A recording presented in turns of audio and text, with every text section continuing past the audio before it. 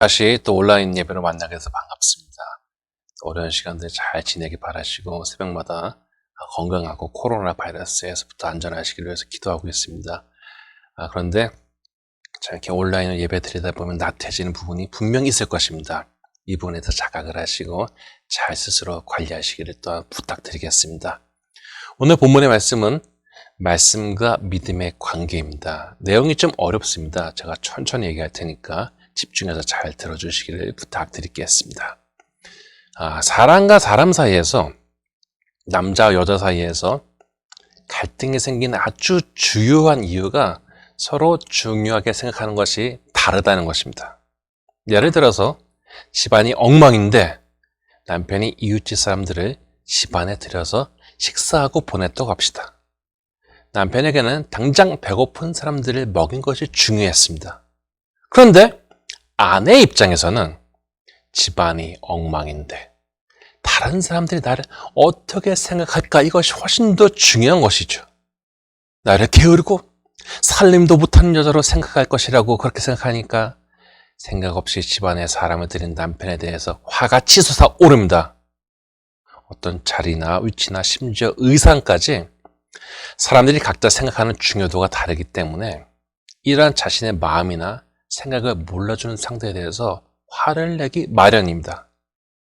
그런데 대부분의 사람들은요, 자기가 관심 있는 것에만 관심 있고 관심 없는 것에는 관심이 없기 때문에 관심 없는 것에 대해서는 누가 굳이 설명해 주려고 해도 듣고 싶어 하지 않습니다. 저는 밀리터리물을 좋아하는데요, 60년대, 70년대에 나온 그 미국 영화 중에 2차 세계대전을 소재로 한 영화들 많이 있지 않습니까? 근데 그 영화들 보면요, 독일군 탱크다! 라고 나오는데 실제로는 당시 현용 미군 탱크를 가져다가 철십자 마크만 그려놨어요. 기가 막힌 일이지만요, 대부분 사람들은 모르죠. 저게 독일 탱크인가 보다. 다 그렇게 생각한단 말이죠. 나에게 걸리는 것이 다른 사람에게는 아무 문제가 되지 않는 것이 있다는 것입니다.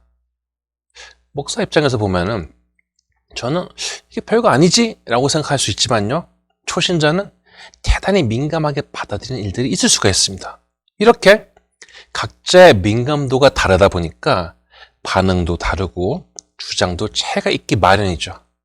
그런데 이러한 차이가 있음에도 불구하고 교회라는 곳은 예수를 믿는다는 하나의 공통 분모 때문에 공존하는 곳입니다.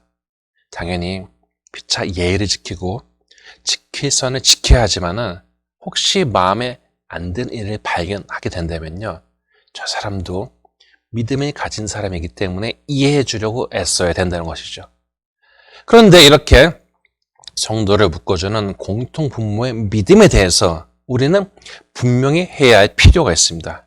왜냐하면 믿음이 있는 줄 알았는데 믿음이 없거나 병든 경우가 종종 있기 때문입니다. 믿음은 특히 어려운 때 그 빛을 발하게 되는데요, 예를 들어서 적군이 쳐들어와 갖고 대비하려고 무기고를 다 열었는데 절제 무기가 다 녹슬었고 화약에 다 젖어버렸고 식량 창고 열어보니까 쥐가 다 먹어갖고 먹을 게 없다. 이러면 전쟁할 수 없지 않겠습니까? 따라서 우리는 평상시에도 내가 과연 믿음을 가지고 신앙생활을 하고 있는지 점검해 보아야 어려운 때 믿음을 통하여 힘을 공급받고 승리할 수 있는 것입니다. 그런데 믿음에 대해서 많은 사람들이 하나님은 존재하는 분이시고 예수님은 우리를 구원하러 오셨다는 것에 대해서 거절하지 않으면 자신에게 믿음이 있다 라고 생각을 합니다. 세상에는 이것도 믿지 않는 사람들이 많기 때문에 이것을 받아들인 자신은 믿음이 있는 것으로 생각되어지는 것이죠.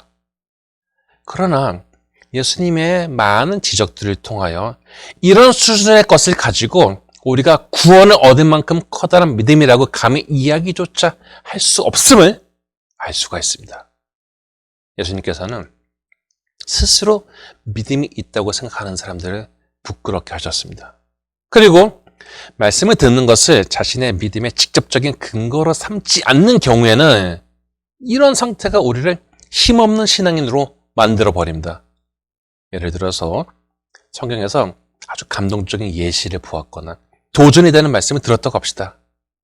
그런데 그것을 그냥 감동적인 영화 한 편 본 것처럼 감정의 만족이나 자극을 받는 것으로 제한해버리고 그 말씀을 통해서 자기 입으로 고백되는 힘 있는 믿음이 없다면은 그 신앙은 겉으로는 그럴싸하게 보여도요.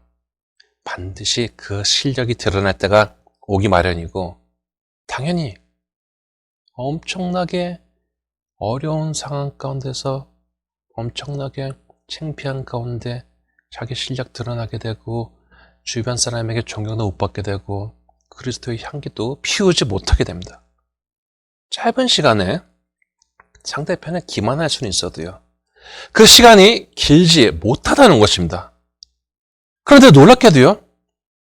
이 시간에도 자기는 믿음이 좋은 사람인 줄 착각하게 됩니다. 저는 목회 가운데 믿음의 세 가지 단계가 있음을 발견하게 되었는데 첫 번째는 인정입니다. 구원의 주체이신 하나님이 예수님을 보내서 우리를 살리신 것을 인정하는 것이죠. 예수님을 나의 주님이라고 고백을 합니다. 그러나 아직 마음의 주권을 주님께 내어드리지는 못했습니다. 두 번째는 항복입니다. 이 단계에서는 자신의 인생의 주도권을 하나님께 내어드리게 됩니다. 내 혈기와 주장과 경험이 아니라 주님께서 내 마음에 들어오셔서 주권하시는 것을 받아들이는 것이죠. 세 번째는 실천입니다. 주님이 내 마음을 주시는 명령에 대해서 거부하지 않고 그것을 행동할 수 있는 단계까지 이르는 것입니다. 물론 어떤 것을 잃어버릴까, 손해볼까, 욕먹지 않을까 하는 생각이 없을 수는 없으나 그럼에도 나의 진정한 주님 되신 예수님을 위해서 행동하는 것입니다. 이렇게 주님을 위해서 마음과 행동이 하나가 돼 행동할 때 비로소 참된 믿음을 가졌다고 할 수 있는 것이죠. 사람들은 오히려 조금 뭔가를 이루었을 때 자기가 뭔가 대단한 것을 했거나 이런 줄 착각하기 마련입니다. 그러나 그런 착각 속에 신앙이 정체돼 버린다면은 이것은 스스로를 상당히 제한해버리고 힘없게 만들어버리는 것입니다. 게다가 믿음이 제한되고 말씀 가운데 성장하는 것이 정체될 때 나타나는 현상이 있는데 그것은요, 마음이 완고해진다는 것입니다. 그리고 이렇게 완고해지면은 말씀에 생동감 있게 받아들이는 것에서 힘이 떨어지게 되고 이렇게 힘이 떨어진 상태에 있다 보니 죄에게 공격당하기가 쉽습니다. 어떤 사람은 아예 예수를 받아들이지 않는 완고한 상태에 있는데 그 이유는 죄가 그 마음을 사로잡았기 때문입니다. 이렇게 아직 믿음에 들어오지 못한 상태에서 가지는 완고함이 있고 믿음으로 들어온 듯 하나 과거의 기질이나 자기 주장을 주님 앞에서 내려놓지 못하고 그대로 고집을 피우는 완고함이 있습니다. 어쩌면 더 깊이 믿음으로 들어가지 못하게 하는 것 또한 과거의 나와 죄가 나를 잡고 있는 것으로 볼 수가 있습니다. 그래서 우리는 3장 13절에 있는 말씀을 돌이켜 듣게 됩니다. 오직 오늘이라 일컫는 동안에 매일 피차 권면하여 너희 중에 누구든지 죄의 유혹으로 완고하게 되지 않도록 하라. 특히 다음 절을 읽으면 이 구절이 핍박과 유혹이 많던 당신을 살아가던 신자들에게 주어지는 강력한 당부임을 알 수가 있습니다. 우리가 시작할 때 확신한 것을 끝까지 견고히 잡고 있으면은 그리스도와 함께 참여한 자가 되리라. 그리고 처음에는 좋기 시작했으나 그 마음이 완고해서 멸망으로 떨어졌던 광야의 이스라엘 백성에 대해서 설명을 하고 있습니다. 히브리서의 저자는 이들이 가나안 땅에 들어가지 못한 것에 대해서 3장 19절에 이렇게 설명을 하고 있습니다. 이로 보건대 그들이 믿지 아니함으로 능히 들어가지 못한 것이라. 그러니 이스라엘 사람들이 모세를 따라서 애굽을 나오긴 했지만요, 이들을 도우실 하나님을 신뢰하지 못한 것이 그들의 패망의 진정한 이유였다는 것입니다. 그 안에 있는 완고한 고집 때문에 하나님이 주시는 선한 것을 누리지 못하고 거절하고 패망으로 떨어져 버렸던 것이죠. 히브리서의 저자는 이렇게 믿음이 없기 때문에 하나님께서 준비하신 진정한 안식에 들어가지 못하는 사람들이 있음을 염려하였습니다. 목사가 성도에게 궁극적으로 바라는 것은 믿음 생활 잘하다가 천국에 가는 것이지 않습니까? 어떤 것이 이것을 대체할 수 있겠습니까? 그런데 성도님들 안에 믿음이 없다면요, 참 편하게 보기 어려운 것이죠.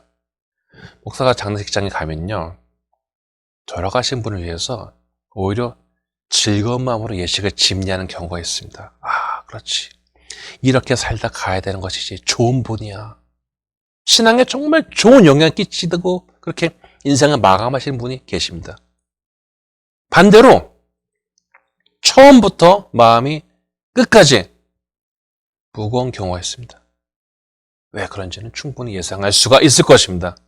4장 3절에 보면 믿는 사람들의 안식에 대해서 설명하고 있습니다. 반대로 4장 6절에 보면 복음을 받고서도 순종하지 않는 사람들이 그것에 들어가지 않음에 대해서 설명하고 있고, 7절에는 오늘 너희가 그의 음성을 듣거든 너의 마음을 완고하게 하지 말라라고 시편 95편을 인용합니다. 하나님의 말씀 앞에서 고집을 피우고 자기 주장을 내세우는 완고함이 아니라 하나님의 은총을 얻는 자가 되지 않겠습니까? 우리 고집 피워서 얻을 유익이 뭐가 있겠어요? 우리의 유익은요, 하나님의 사랑과 은총을 가져오는 것이지 않겠습니까? 그런데 자기의 완고함을 내세우면서 하나님께서 그런 축복을 주시기를 바랄 수가 있을까요? 다시 3장 15절 읽어보면은 성경에 일렀을 때 오늘 너희가 그의 음성을 듣거든 경노하시게 하던 것 같이 너희 마음을 완고하게 하지 말라라고 합니다. 누구에게나 고집 다 있습니다. 세상에 자기 고집이나 욱하는 성질 없는 사람 어디 있습니까? 근데 이런 고집이요, 아예 인격화가 되어버린 사람도 있어요. 누군가가 이것을 건드리려고 하면요, 난리 납니다. 이미 고집이 나의 소중한 일부요, 삶의 의미가 되어버렸기 때문입니다. 내 정체성이에요. 나를 변화시키기보다는 내 고집이 주는 기준으로 오히려 다른 사람들을 평가하고 세상을 평가하고 비판하고 비난하는 것이 훨씬 즐거운 일이요, 합당한 일로 받아집니다. 한편으로는 아무 줏대 없이 이랬다 저랬다는 것도 좋아 보이지 않기 때문에 나름대로 중심을 잡고 살아가는 인생이 멋있다고 스스로 생각합니다. 나는 나의 길을 가련다 라는 것이죠. 그런데 이렇게 자기의 고집 때문에 예수님을 구주로 받아들이는 것을 거부하고 자기가 자기 삶의 주인이 되려고, 혹은 교회는 다니지만은 내 마음의 결정권까지 말씀에 근거한 믿음에는 주고 싶지는 않습니다. 자기의 고집으로만 살려고 하면요, 자기가 생각해봐도 그 알맹이들이 부실하기 때문에 교회 다니고 말씀을 들으면서 뭔가를 채워야 하겠다는 생각은 드는데요, 그렇다고 해서 내 인생의 주도권마저 주님께 주고 싶지는 않은 것입니다. 그런데 놀랍게도 우리가 주님께 주도권을 드리면 뭔가 잃은 것 같고 삶의 의미를 잃어버린 것 같고 우리를 또 불안하게 만들고 어려워질 것 같고 손해볼 것 같고 위험해질 것 같지만은 실제로 그 열매는 정반대로 나타나게 됩니다. 솔직히 우리는 자신의 인생에 대해서 예측할 수 없습니다.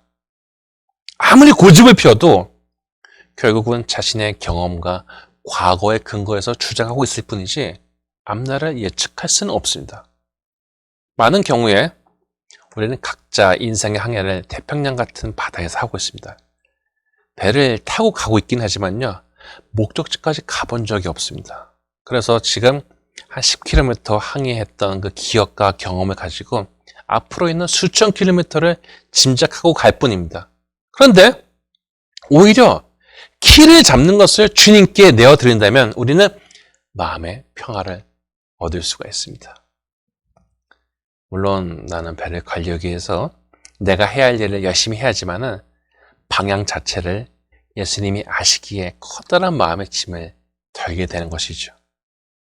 현실적으로 오랜 시간 마음에 부담을 주던 것을 믿음으로 맡길 때 오히려 더 좋은 일들이 있음을 보게 되면서 정말 믿음이란 것은 실제적인 것임을 확신하게 되었습니다.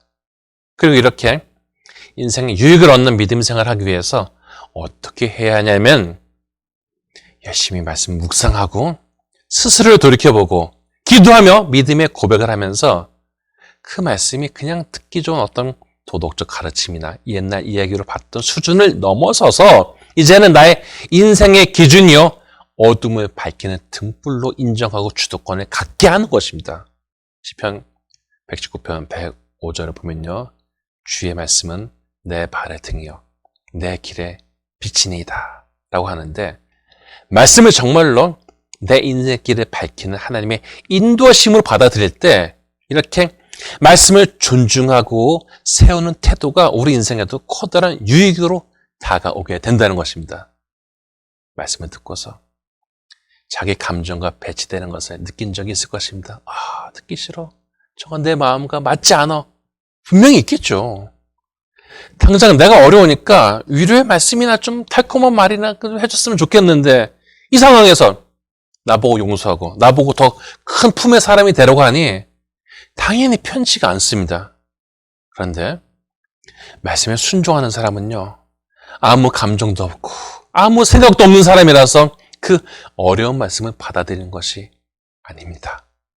비록 감정적으로 거스르고 싶은 부분이 분명히 있지만 하나님의 말씀을 따르는 것이 훨씬 더 유익함을 아는 것이고 이 모든 일의 주권자이신 하나님 앞에서 사랑받는 자로서 서고 싶다는 신앙적인 소망이 이것을 가능하게 하는 것입니다. 그래서 3장 6절에 보면은 우리가 소망의 확신과 자랑을 끝까지 굳게 잡고 있으면 우리가 그의 집이라 하는 것처럼 그 믿음이 마지막까지 떨어지지 않는 단단한 성도로서 주님 곁에 붙어 있는 것입니다. 우리가 자기의 감정이나 상황으로만 보면은 하나님의 말씀이 우리의 통제나 평가를 받아야 할 것으로 보이지만요. 깊어진 신앙에는 말씀 앞에서 겸손하게 되는데 이것은 내가 오히려 하나님의 말씀을 통하여 읽혀진다는 것을 알게 되면서 가능해집니다. 전에는 자기 감정이나 자기 짧은 지식으로 말씀을 가지고 판단하고 자기 주장을 했지만은 그게 중요한 것이 아니라 내가 말씀을 통해서 하나님 앞에 읽혀진다는 것을 이제는 깨닫게 된다는 것이죠. 그래서 4장 12에서 13절 이렇게 말합니다. 하나님의 말씀은 살아있고 활력이 있어 좌우의 날선 어떤 검보다도 예리하여 혼과 영감 및 관절과 골수를 찔러 쪼기까지 하며 또 마음의 생각과 뜻을 판단하나니 지으신 것이 하나도 그 앞에 나타나지 않음이 없고 우리의 결산을 받으시리에 눈앞에 만물이 벌거벗은 것 같이 드러나느니라. 이렇게 말씀이 오히려 우리를 드러나게 하시는 것입니다. 그리고 이렇게 자신 안에 들어오는 강력한 말씀의 능력과 활동성을 인정하고 받아들일 때 하나님은 오히려 말씀의 권위 앞에서 스스로를 낮춘 사람을 축복하시고 도우십니다. 왜냐하면 이 말씀은 곧 주님이시기 때문입니다. 요한복음 1장 1절을 읽겠습니다. 태초의 말씀, 로고스죠. 태초에 말씀이 계시니 이 말씀이 하나님과 함께 계셨으니 이 말씀은 곧 하나님이시니라. 본문 4장 8절에도 여호수아가 언급되지만요. 이렇게 말씀을 받아들이는 유익은 아주 실제적인 것으로 나타났는데 여호수아 1장을 보면요. 모세가 죽고서 이제 백성을 인솔해서 전쟁을 치러야 하는 여호수아에게 하나님께서 주신 법을 주야로 묵상하고 그것들을 기록된 대로 다 지켜 행하라고 하십니다. 그리하면은 여호수아의 앞길을 평탄하게 하시겠다는 것이죠. 같은 장 9절에 하나님 이렇게 힘을 주십니다. 내가 내게 명령한 것이 아니냐. 강하고 담대하라. 두려워하지 말며 놀라지 말라. 내가 어디로 가든지 내 하나님 여호와가 너와 함께 하느니라. 이렇게 들은 말씀을 실제적인 믿음으로 가지게 될 때 이것이 바로 현실적인 열매와 축복까지도 가게 하는 것이죠.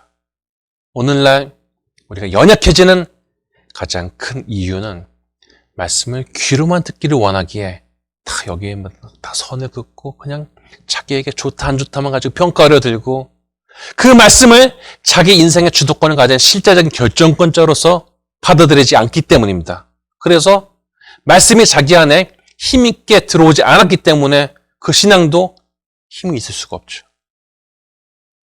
그러다 보니까요, 믿는다고 하면서도요, 자랑할 일들이 나타나지 않는 것입니다. 우리는 복음을 받아들이긴 하였지만은, 그냥 받기만 한 사람으로 머무는 것이 아니라, 자신의 신앙을 통해서 선한 것들이 드러나는 삶을 지향해야 할 텐데, 4장 2절은 이렇게 말합니다. 그들과 같이 우리도 복음 전함을 받은 자이나 들은 바 그 말씀이 그들에게 유익하지 못한 것은 듣는 자가 믿음과 결부시키지 아니함이라. 믿음과 말씀을 결부시키지 않아서 그 신앙이 유익하지 않다는 것입니다. 말씀을 들을 때 아멘으로 받는 곳에서 더 나아가서 그 말씀을 인생의 기준으로 세우고 어려울 때 분별할 지혜로 내세우고 인생의 목표로 내세운다면은 이렇게 하나님의 말씀에 근거한 삶이 하나님 보시기에 아름답고 사랑스러운 삶이 되지 않겠습니까? 자기 불안감 때문에 말씀의 주도권을 에어드리지 못하고 늘 믿음 없는 태도로 서 있다가 그것이 고집이 되어 완악해지는 불행한 성도가 아니라 한 번 사는 인생인데 하나님의 말씀이 내 인생을 어떻게 변화시키는지 한번 보는 축복의 사람이 되어야 되지 않겠습니까? 그래서 하나님 말라기 3장 10절에 이렇게 말씀하십니다. 만군의 여호와가 이르노라. 너희 온전한 11조를 창고에 들여 나의 집에 양식이 있게 하고 그것으로 나를 시험하여 내가 하늘 문을 열고 너에게 복사할 것이 없도록 붙지 아니하나 보라. 일단은 말씀에 근거해서 순종하는 신앙의 도전을 받아들이는 살아있는 심령의 성도가 되기를 소망하고 마침내 실행할 능력이 있어야 할 것입니다.